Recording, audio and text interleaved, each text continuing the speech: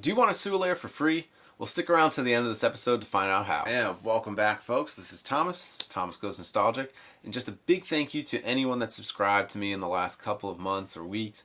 Really appreciate it. I really think after building this Channel 6 News diorama, hopefully it inspired a lot of people, but I had a great time making it. But because of this diorama, it took a lot out of me. It was about 2.5 months of work. And after that, I really needed to focus on switching my toy room with the home office. Painted all the walls, bought new furniture, all this stuff. And then it's just been too hot to work in the garage, honestly. So making a diorama right now in the middle of Florida in this heat is just nothing I want to do per se. But I spent the time resetting up this room. I put up a lot of shelving, which took a lot of time and money, but I'm happy with the way it is right now. And I just wanted to get on and give my thoughts on the NECA sewer layer. So I know that a lot of the talking heads within the Tmnt community have been talking about it. So just gonna throw my 2 cents in there for no one that's asked. But there's been some great dialogue. Nostalgia Unboxed, Mad Hatter, they had a great live stream where they talked about it. And then Nostalgia Unboxed did a great episode where he talks about your options, and we'll kind of go over that a little bit. But I've seen a lot of contention on the price, and then just a lot of hate going towards different groups of people. There's really a few different sets of people. Either one, you're all in, you're buying it. Two, you're going with a custom option, or three, DIY. You're going to build it yourself. So that's kind of part of why I wanted to hop on, and we'll talk about that later. But really, I just kind of wanted to share what I think of it. So, is the price too high? $300, $50 shipping in the States, $80 shipping, depending where you are. So you're spending anywhere from $350 to $380 just for the sewer layer. 3 walls, a floor, great accessories. No, not knocking how it looks at all. It looks amazing. It's just that sticker shock is a little tough. So yeah, I think it just depends on your situation. Like me, if we're going back thinking about the beginning of this year up until San Diego Comic-Con, I only collect the Toon line and the movie line. So if I'm thinking about the Toon line, how much did I spend so far? I think there's been 6 2-packs, $60 each, so it's $360. Another $60 for the Donatello's Portal, $60 for the accessory set. So we're at $480 right now. Then add 35 on for Ultimate April, so was that $515? Then you have Rex 1, I think he was $40, so $555. And then let's throw in Rex, who I think was $50. So you're looking at $595 to $600, which is pretty pricey, just for one line. Now add in the movie stuff that I bought, and that's another $350, I think. So I think in the end it's like $950. If I was to buy the sewer layer, I'd be at the year so far at $1,300 just for one line. And that's a lot. And I'm a collector of more than just Turtles. I like Hasbro, Marvel Legends, Classified, although I've been drastically slowing down on Marvel Legends because I don't think they've been good. But Classified's been really good. And then other things other than Hasbro, I've been loving some independent toy lines. Valaverse Action Force, Plunderlings, and Animal Warriors of the Kingdom have just been amazing. I've even been dipping my toe a little bit in McFarlane, which I haven't liked them, but they're starting to come out with characters from the Nightfall storyline, which is my favorite storyline ever. I read the novel version, not the comics version, so I'm dipping my toe in all these other lines, and there's still more NECA I want to collect other than Turtles. Like, I want to be all in on that dinosaur line for sure. So it's not like I'm definitely not hating on NECA at all. It's just I'm not mad at the price. I'm mostly just confused of the timing, I guess, because you're beating up the customer so much with their wallets, and if you're a Thundercats fan and you're a G.I. Joe fan and you're a TMNT fan, this year sucks for you. Like, honestly. Some people probably don't even bat an eye and just pay it, whatever. But, like, I have other responsibilities I have to worry about. I'm sure a lot of people in the same boat. So it would really suck to be a fan of all of those fandoms right now because your wallet is tanking. Like, I'm sure. Like, there's just too much. So is the price too high? It depends. I think if you have no other option, you don't want to make something for yourself, and a custom is way too expensive, then yeah, it's a good price because that's your only option. I mentioned before, Nostalgia Unboxed did a great video where he showed extreme sets, $70 maybe. It's cardboard. It folds out though. It's easily put away. But if you want something more three-dimensional, your other options are have someone 3D print it, pay that price, or you have someone custom build it. Now, I've seen a lot of hate kind of go back and forth towards creators and stuff.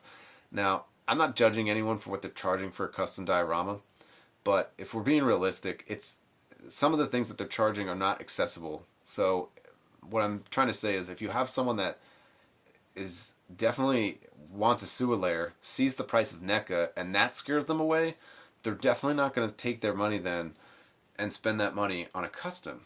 With that being said, some people just want to pay for the artistry, the time, the effort that one person puts into that diorama, and that's completely understandable to charge that price. Someone did, a few people made me an offer on this Channel 6 news building. I think in good conscience or good faith, I couldn't even give them a number because I was just like, well, a 2-month chunk of time out of my my free time, although this is a hobby, to make this again and go through the stress of making sure it's perfect. When I make things for myself, there's imperfections and I don't care. I'm the only one that comes into this room, so who's going to judge? But if you're making it for someone else, it has to be perfect and you have to ship it, make sure it gets there on time. You're going to put way more effort into it, so does the price of customs justify? I think, yeah, in some cases it is. So going back to that, if you're not a DIYer and you're not planning on making your own, there are your options. Sewer layer, custom, and then there's some other kind of things in between that, might scratch that itch a bit. For those of you that do want to make your own, I think there's some great channels that show how to make it. My first video was myself making this diorama, and I do want to revisit it again. I probably will at the end of this video, but just want to emphasize or just state that I'm not buying the sewer layer for multiple reasons. So I kind of went over the price already, but I did switch my toy room into this room, which cost some money because I spent a lot of money on shelving units. I would have to completely rethink my entire display just to fit the sewer layer. I spent $150 on this pipe shelf, and then I built all of my displays just for the dimensions of this shelf. And I looked at the dimensions of the sewer layer, and it would be about 3 inches taller than the shelves, which means I'd have to completely redo this. Also, if I was to put the sewer layer, the NECA one, below my NECA street scene, it would hit the ceiling, and I would need about 3 inches more of ceiling, so it's just not feasible. My other hesitation with buying it, and I think this is something that maybe people should consider before purchasing the sewer layer, is I have 2 of the street scenes. I have the Toon street scene, and then I have the more generic one. They're not well made. They're kind of flimsy. So I think my fear, and I could be completely wrong, they could make the sewer layer way better. The plastic on the street scene dioramas is not great. I'd be really cautious. I know they showed one photo of the street scene on the sewer layer with figures, and I don't even know what that street scene is, if it's a piece of foam or another piece of plastic. I'd be really cautious of the strength of the sewer layer. It's not a solid piece of plastic, so it's not technically like just a thick piece of plastic that would be strong. It looks like a blow mold, so it's kind of hollow on the insides. I don't know. If I was purchasing it, those are the things that would weigh heavy on my mind. I'm going to have to redo my complete display, and will it hold the weight? These figures are too expensive to chance breaking, and they're too hard to come by, and NECA's customer service, while it might be getting a little better, is not great.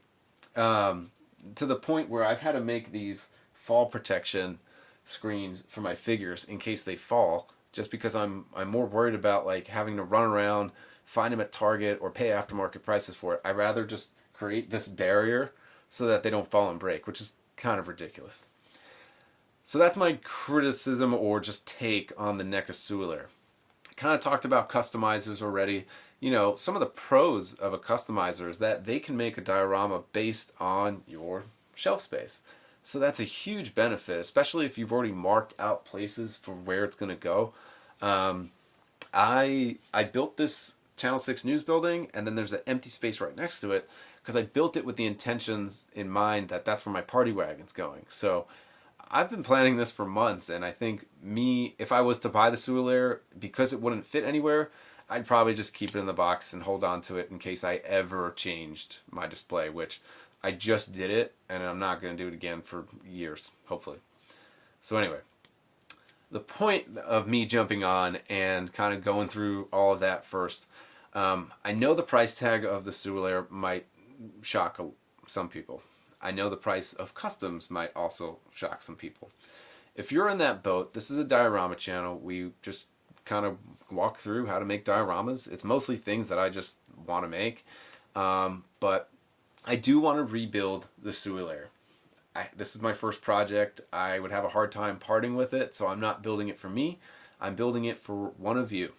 So I'm going to be rebuilding the sewer layer step by step. I'm going to cost out the tools, I'm going to cost out the time, and the cost of materials as well. After that, I have no use for it, so I'm going to be giving it away to one subscriber, and this is how we're going to kind of do this. One, you have to be in the United States. All the cost is going to be on me, so I'm not going to charge you for materials, the time, labor, or shipping, but I need you to be at least in the United States. I need you to subscribe to the channel, so if you can subscribe and you haven't already, go ahead and do that. Like and comment on this video, and then head over to my Instagram and follow me there. And once you follow me there, send me a message and tell me I'd like to be in the running for the giveaway. What we'll do is I will look at all the names next Friday. Maybe I'll do the winning live or on a short. I'm not sure. And whether it's 2 people or 30 people or somewhere in between, I'm going to put every name in, spin the wheel, and whoever's name comes up, that's who is getting the new diorama that I'm working on. So I'd like to have the name and get to know the person that I'm making it for before I build it. This way they can tell me their shelf size, they can kind of tell me what they want. Do they want basically just the living room? Mine is the same length as the NECA sewer layer that's coming out now, but I made the living room smaller and just made like a little room for splinters, so that was just what I wanted. But I want to kind of get a feel of what the person wants before I start actually getting into building.